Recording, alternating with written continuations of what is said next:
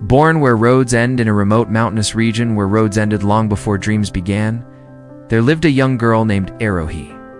The mountains were beautiful from afar, green slopes, mist-covered peaks, and silent valleys, but life there was anything but easy.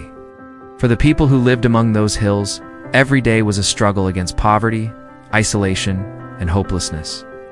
Arohi was born in a tiny mud house, clinging to the side of a mountain. When it rained, water leaked through the roof. When winter came, the cold cut through the walls like a blade. Electricity was unreliable, clean water was scarce, and medical facilities were miles away. Her father, Ramesh, was a poor daily laborer. Some days he carried stones, some days he cut wood. Some days he found no work at all. His hands were always cracked, his back permanently bent, and his eyes filled with a quiet exhaustion that never left him. Yet every night he returned home with the same question: did my daughter learn? What did you do to learn something new today? For a young girl named Arohi, the answer was always the same: she walked. Arohi's mother had passed away when she was very young, leaving her father to raise her alone. She quickly learned the weight of responsibility, cooking, cleaning, and helping her father however she could. But her greatest love, the thing that fueled her spirit, was school. The problem was, there was no school in her tiny mountain village. The nearest one was a 7-kilometer journey away down the mountain, across a river, and up another hill. There were no buses, no easy shortcuts.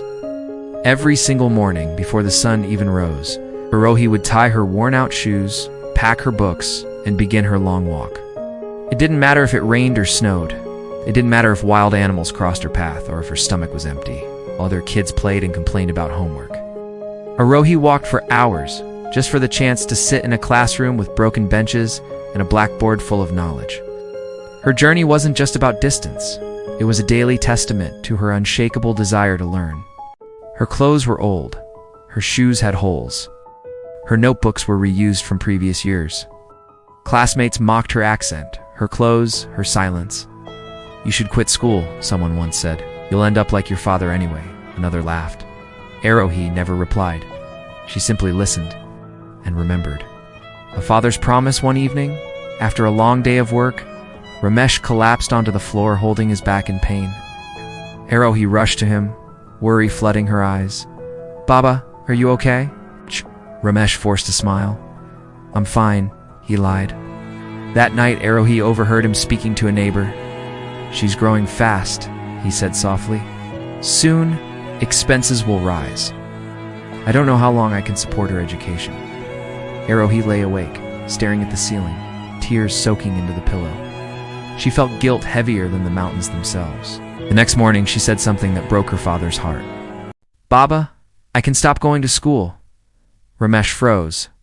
He looked at his daughter, her tired eyes, her thin arms, her hopeful face. Then he said something Arohi would never forget. "I may be poor, but your dreams will never be." That day, he sold his only goat just to buy her school supplies. From that moment on, Arohi studied like her life depended on it because, in a way, it did. She woke up before dawn, studying by candlelight, reading every book she could find. She borrowed notes. She helped classmates. She asked the questions others were afraid to ask. Her teachers started to notice. One of them, Mrs. Sen, once told her, "You walk farther than anyone else. But your mind runs even farther."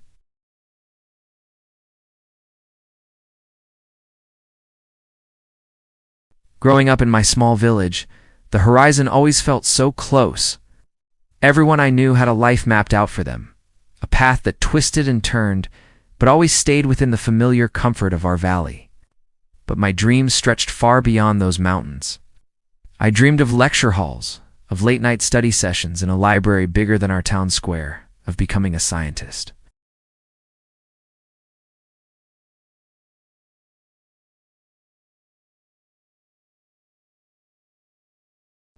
My heart ached, torn between my love for them and my need to chase this future I saw so clearly. It wasn't easy, but every day I'm here, I'm not just learning for myself. I'm learning for them, to show them that a different path is possible, that our roots can give us the strength to grow in new and unexpected directions. Thank you for watching my story. Money. She walked everywhere, from her room to college, from college to the library, from the library to part-time work. She worked as a cleaner in a small clinic, a helper in a roadside tea stall, sometimes even washing dishes at night. Her hands, once holding books, were now cracked and sore again, just like her father's, yet she never complained. A sudden fall halfway through her first year, everything collapsed. One morning, Arohi received a phone call that made her legs go numb. "Your father has collapsed at work." She rushed back to the village, running the same mountain paths she had walked as a child, but this time, fear chased her steps. Ramesh lay on a straw bed, pale and weak. Years of hard labor had finally taken their toll. The doctor's words were cold and final. He needs rest, no heavy work, or he won't survive long. Rest meant no income. With no income, college was just a dream. That night, Arohi sat beside her father, holding his rough, tired hand. "I'll quit college," she whispered. "I'll get a job." Her father tried to sit up, a flicker of panic in his eyes. "No," he said, his voice firm despite his weakness. "Do not turn my pain into your prison." Tears streamed down Arohi's face as he continued, "If you stop now, all those years of walking to school, all that suffering, will all mean nothing." Arohi returned to college, but life became a daily struggle. Some days she had only one meal. Some nights, she studied through dizzy spells from hunger. She avoided friends, skipped events, and lived in the shadows. During one group presentation, a classmate sneered, "You're always so tired. Why are you even here?" Humiliation washed over her, but inside, something hardened like steel. She looked them in the eye and answered calmly, "What happens next will shock you. Subscribe for part 2. Because I belong here." That same semester, she topped her department. Scholarships followed. Small ones, hard-earned ones. Enough to survive was the breaking point, but survival came at a cost. One rainy night, exhausted beyond words, Arohi collapsed on the floor of her room. Fever burned through her body. No one noticed, no one came. As she lay there shaking, memories flooded her mind. Her father's promise, her long walks, her younger self crossing rivers barefoot. She whispered to herself, "If I stop now, I'm gonna mountain winds." She stood up the next morning, went to class, and never looked back.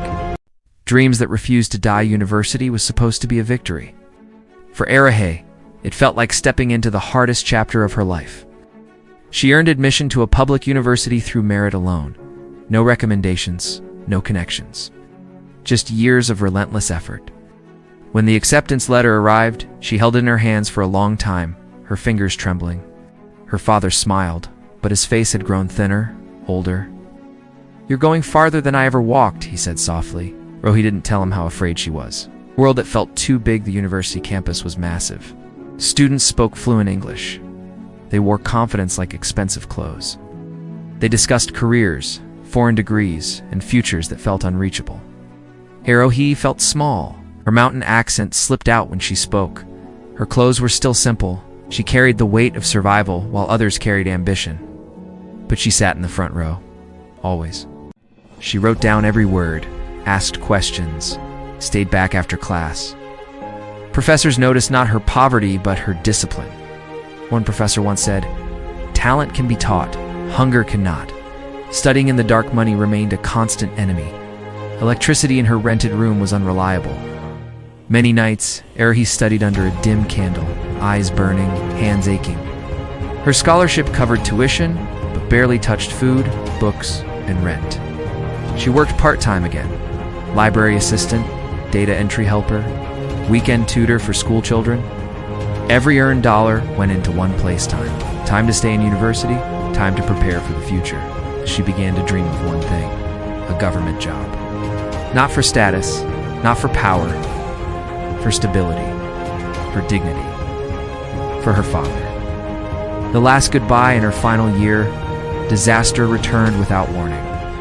Her father fell seriously ill. This time, it was worse. The doctor's words were a maze of careful sentences. The medicines cost more than they could afford, and recovery was a distant, uncertain shore. Arohi rushed back to her village, her classes forgotten, her guilt heavier than any textbook. One night, her father pulled her close. His voice was a fragile whisper, but his eyes held the strength of the mountains he loved. "Promise me something," he said. Through her tears, she gripped his hand. "Promise you won't stop. Not for me, not for anyone." He managed a faint smile. "You were never meant to just stay on this mountain." A few days later, he was gone. Returned to university carrying unbearable grief and an unbreakable resolve. She channeled her pain into power, her sorrow into focus. She didn't just graduate, she excelled. But that was only the beginning. Next came the real battle, the government service examination. This was for him. Thousands applied. Only a few succeeded. Arohi woke up at 4 a.m. every day, studied before work, studied after sunset, reviewed notes again and again. Some nights she broke down, some mornings she stood up anyway. She failed the first attempt, and the second. People whispered, "She's wasting her youth. She should settle now." Arohi remembered her father's words and filled the application again. She became the road. The third attempt felt different. Arohi didn't tell anyone she had applied again for the government service examination. Not friends. Not colleagues from her part-time jobs. Not even the neighbors who still remembered her as the quiet mountain girl who walked too much and spoke too little. This time, she wasn't studying to escape poverty. She was studying to honor a promise. The final preparation every morning at 4 a.m., Arohi woke up before the world did. She made tea on a small stove, opened her worn notebooks, and revised topics she already knew because repetition had become her weapon. Her walls were covered with handwritten notes, dates, laws, policies, current affairs. She turned her tiny room into a battlefield of discipline. There were no motivational videos, no mentors, no shortcuts, only silence and determination. On the day of the exam, she wore the same simple clothes she always did. No lucky charm. No prayer louder than her heartbeat. As she walked into the examination hall, she whispered to herself, "I've walked farther than this my whole life." The exam was brutal. Some questions felt unfamiliar. Others felt like old friends she had studied for years. Around her, pens stopped, heads bowed. Panic spread quietly. Arohi breathed slowly. She remembered walking 7 kilometers to school, studying under candlelight holding her father, his hand for the last time. She wrote not with fear, but with clarity. When the exam ended, she walked out calmly. For the first time, she felt no anxiety. Whatever happened, she had given everything. The name on the list, months passed. Life continued in uncertainty. Arohi worked, studied lightly, waited silently. Then one morning, her phone rang. "Congratulations," a voice said. "You have been selected." For a moment, the world went quiet. Her name was on the final list. Arohi sat down on the floor, unable to breathe. Tears came not loud, not dramatic, just steady, unstoppable. She looked at the ceiling and whispered, "Baba." We made it. A government officer is born on her first day as a government officer. Arohi stood in front of the building, wearing a crisp sari, her posture straight, her eyes steady. People addressed her with respect, but she didn't forget. Hunger, humiliation, long walks, and silent nights. She treated every citizen with kindness, especially the poor, the unheard, the invisible. Why?